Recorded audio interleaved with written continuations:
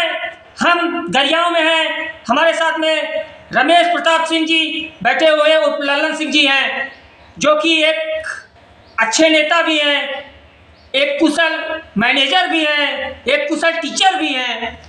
और हम चलिए उनसे जुड़ते हैं और यहाँ के गरियाओं के प्रधान के प्रतिनिधि भी हैं। चलिए हम उनसे जुड़ते हैं। इनके 2 साल बेमिसाल रहे या बेकार रहे, इसके पहले कितनी बार इनके हाथ में प्रधानी थी, और आगे जो 2.5 साल बचे हैं उनमें क्या करना चाहेंगे। चलिए जुड़ते हैं सिंह साहब से। सिंह साहब नमस्कार।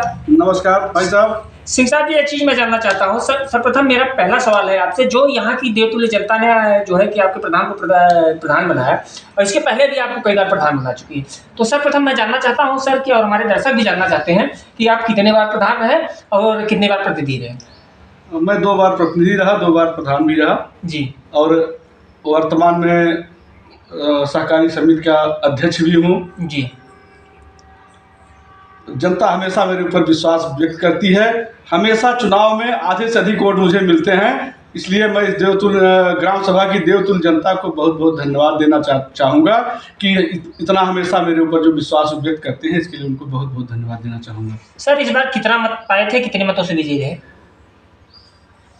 लगभग 570-75 मत मिला था मुझे। जी जी। कितने से विजयी रहे? 64 मतों से विजयी रहा था। सर, एक चीज़ मैं और जानना चाहता हूँ। अभी हाल ताज में आप एक कुशल मैनेजर हैं कि जो है विद्यालय के, और अच्छी खासी संख्या है और अब अच्छी खासी पढ़ाई भी होती है आपके विद्यालय में। तो सर्वप्रथम आपके विद्यालय का क्या नाम है, तब उसके बाद मैं चर्चा शुरू करूँ। मेरे विद्यालय का नाम summer Bahadur Singh intermediate college गरियाओं है जी, जो मैंने अपने स्वर्गवासी पिताजी के नाम पर विद्यालय का नाम रखा है। इसकी स्थापना कब किया? इसकी स्थापना 2009 में हुई थी। 2010 की मान्यता प्राप्त है ये विद्यालय। जी, जी। आपके यहाँ की एक यहीं चटौरी में जो है कि एक जो है प्रतिमा नाम की लड़की जो है कि वो पीसीएस क्वालिफाई की जो है कि बिहार में जाके, तो आप उस बिटिया के लिए क्या कहना चाहेंगे और अपने विद्यालय से ऐसी प्रतिभाओं को कैसे निकालना चाहेंगे? मैं उस बेटी को बहुत बहुत धन्यवाद देना चाहूँगा, बहुत बहुत शुभकामना देना चाहूँगा, और आशा अपेक्षा करूँगा कि वो IAS का एग्ज़ाम क्लियर करे और हमारे क्षेत्र का नाम रोशन करे। हमारे क्षेत्र की बेटी है और निश्चित तौर पे उसके इस सफलता से हमारे विद्यालय पर भी बहुत बड़ा असर पड़ेगा। हमारे विद्यालय की बेटियां भी आगे बढ़ेंगी और इस तरह से प्रतियोगी परीक्षाओं में जो है वो आगे बढ़ करके विद्यालय का नाम रोशन करेंगे, क्षेत्र का नाम रोशन करेंगे, निश्चित तौर पे सफलता को प्राप्त करेंगी। क्योंकि अगर क्षेत्र में कोई व्यक्ति सफल होता है, कोई लड़की सफल होती है, कोई लड़का सफल होता है इस तरीके से परीक्षाओं में, तो और लोगों को अपना आदर्श प्रस्तुत करता है और लोग भी जो है इस तरीके से उसके रास्ते पर चल करके आगे बढ़ते हैं। जी, चलिए हम लौटते हैं वापस दोबारा मुद्दे पे। सर, 2-2.5 साल जो आपके गुजरे हैं इस प्रधानी के दौरान, तो ये बेमिसाल रहे या बेकार रहे? बिल्कुल बेमिसाल रहे। मैं हमेशा जनता के बीच में सर्वसुलभ रहता हूँ। सबका साथ, सबका विकास, सबका विश्वास, सबको साथ लेकर के चलता हूँ। कोई मेरा विरोध करता हो तब भी मैं उसके साथ रहता हूँ, कोई मेरा सपोर्ट करता है तब भी मैं उसके साथ रहता हूँ। मेरे दरवाजे से कोई निराश होकर नहीं जाता है, तो इसलिए जो है मैं हमेशा काम करने में विश्वास रखता हूँ और हमेशा लोगों के बीच में रहता हूँ। सर, कौन कौन सा काम किया कि आपने जो है कि अपनी ग्राम सभा के लिए, जरा हमारे चैनल के माध्यम से अपने गांव के लोगों को, अपने दर्शकों को, हमारे दर्शकों को बताने का काम?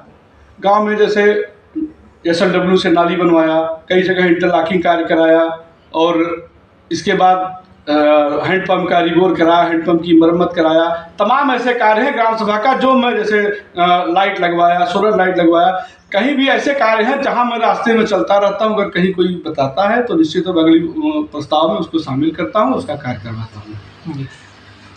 हमारे ग्राम सभा में मैक्सिमम आप देखेंगे तो मुख्य सड़क खड़ंजा से कोई गांव जुड़ा है, कोई बस्ती जुड़ी है, तो मुख्य खड़ंजा के बाद हर घर तक, उसके दरवाजे तक खड़ंजा गया है। जी, इनमें सर 2-2.5 सालों में सबसे बेस्ट काम कौन सा रहा है, और नरेगा के माध्यम से लगभग कितने लाख रुपए का काम हुआ है? नरेगा से मेरे यहाँ कोई कार्य नहीं हुआ है। 2.5 सालों में कोई काम? नरेगा का कार्य लगभग जो है छोटा मोटा कार्य हुआ है, नरेगा का कोई कार्य नहीं हुआ है, और बाकी जो है सारे कार्य जो है वो राज्य वित्त से ही करे गए हैं। जी। और ये 2.5 सालों में जो बचे हुए हैं, इनमें किन कामों को प्राथमिकता देंगे? मेरा प्रयास यह रहेगा कि हर व्यक्ति अगर अपने घर के दरवाजे से निकले तो उसके पैर में कीचड़ न लगे, वो पक्के रास्ते पर ही निकले। मेरा प्रयास रहेगा कि 2.5 साल में कोई भी घर ऐसा न बचे जिस घर के दरवाजे पर जो है वो इंटरलॉकिंग न लगी हो, और कोई बस्ती ऐसी न बचे जहाँ पर कि नाली न हो। आपकी सरकार भी तो कहती है गड्ढा मुक्त, लेकिन कहाँ हो रहा है? नहीं होगा, क्योंकि ग्राम सभा या हर ग्राम सभा बड़ी होती है, उसके बाद जो है जनसंख्या भी काफ़ी अधिक है जो है उत्तर प्रदेश की, तो सरकार का प्रयास सतत प्रयास चल रहा है। जैसे मुसहर आवास जो है, मुसहर आवास मुख्यमंत्री आवास के माध्यम से सरकार ने मुसहर आवास दिया। आप किसी मुसहर बस्ती में जाएंगे तो एक भी घर आपको कच्चा नहीं मिलेगा, निश्चित तौर पर वहाँ जो है मुख्यमंत्री आवास बना हुआ मिलेगा। तो ऐसी सरकार जो है वास्तव में कभी आई नहीं थी, जो इस तरीके से सबसे निचले व्यक्ति पर तक जो है वो सरकार का लाभ पहुंचा है। इसलिए सरकार को मैं बहुत बहुत धन्यवाद, बधाई देना चाहूँगा। 2024 में आ रहे हैं कि जा रहे हैं? नहीं, बिल्कुल आ रहे हैं। 2024 में बिल्कुल आ रहे हैं। नरेंद्र मोदी जी के और मजबूती से आ रहे हैं, कमजोरी से? बिल्कुल मुझे तो लगता है कि बहुत मजबूती के साथ नरेंद्र मोदी जी 2024 में फिर से प्रधानमंत्री बनेंगे, क्योंकि विश्व पटल पर, देश में ही नहीं विश्व पटल पर नरेंद्र मोदी जी का नाम स्वर्ण अक्षरों में लिखा जाता है। कहीं भी कोई भी समस्या विश्व स्तर पर आती है, उस समस्या के लिए नरेंद्र मोदी जी को याद किया जाता है, विश्व के नेता भी याद करते हैं। और देश की तमाम ऐसी ज्वलंत समस्याएं थी जो उन्होंने हल कर दिया, जो कोई और प्रधानमंत्री हल नहीं कर सकता था। जी, एक आखिरी सवाल आपसे। धनतेरस भी है, दीपावली भी है, तो अपने देवतुल्य जनता को और अपने देशवासियों को जो है कि हमारे चैनल के माध्यम से क्या संदेश देना चाहेंगे? सबको मेरा यही संदेश है कि आपस में मिलजुल करके रहें, देश को त्याग करके सभी आगे बढ़ें और इस तरीके से दीपावली मनाएं कि सभी के हृदय में प्रेम का संचार हो। यही मैं संदेश देना चाहूँगा, यही शुभकामना देना चाहूँगा कि दीपावली जो है आप लोगों के जीवन में जिस तरह से दीपोत्सव मनाया जाता है, हर घर में उजाला होता है, सभी ग्राम सभा या क्षेत्र की, देश की जनता के जीवन में भी उसी तरीके से उजाला हो जाए, सभी लोग सुखपूर्वक रहें, यही मैं शुभकामना देना चाहता हूँ। इस दीपावली पे क्या ना करें? पटाखे जो जलाएं, बड़ी आवाज वाले पटाखे न जलाएं तो ज्यादा बेहतर रहेगा, क्योंकि तमाम ऐसे भी होते हैं जो हार्ट के मरीज होते हैं, बड़ी तेज आवाज से पटाखे जलाने से उनको दिक्कत होती है। कम आवाज के पटाखे जलाएं, रोशनी जलाएं और मिठाइयाँ लोगों को खिलाएं, जो है घर घर मिठाई बांटें उन्हीं पैसों से, ये ज़्यादा बेटर रहेगा। यही मैं संदेश देना चाहूँगा। धन्यवाद सर। जो है कि सिंह साहब, आपने अपना समय निकाला, हमसे बात किया, और इसके लिए मैं तहे दिल से आपको धन्यवाद देता हूँ। कितनी बेबाकी से जो है कि सिंह साहब ने अपनी बातें रखी है कि काम को गिनाया, किस तरीके से इन्होंने किया है, किस तरीके से करेंगे, किस तरीके से अपने ही प्रधानी में ये करते आए हुए। दोस्तों, ऐसे ही खबरें देखने के लिए चैनल को लाइक करते रहिए, सब्सक्राइब करते रहिए, घंटी बजाते रहिए। आप चैनल की घंटी बजाएंगे, नेताओं की घंटी बजाते रहेंगे।